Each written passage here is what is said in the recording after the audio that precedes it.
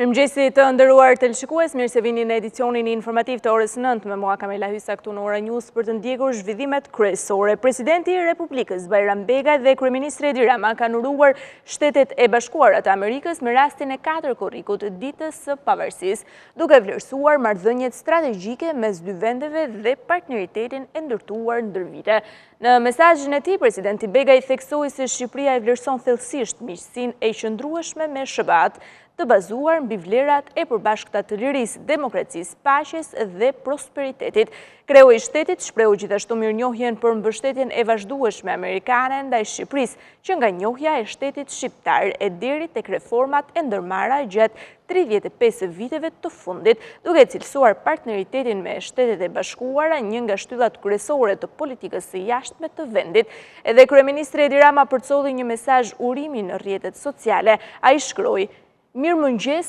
dhe me 4 korrikun e Amerikës në hijen madhështore të statujës së lirisë, që është edhe një festë e veçantë për shqiptarët, pavarësisht erërave kundër që historikisht kanë dashur ta zbehin energjinë e bukur të këtij vendi, ju uroj një fundjavë të mbar. Mesazhi i kryeministrit u publikua në një ditë që përkon edhe me ditëlindjen e tij, ndërkohë organizatorët e protestave kundër qeverisë kishin njoftuar një ditë më parë se në tubimin e 4 korrikut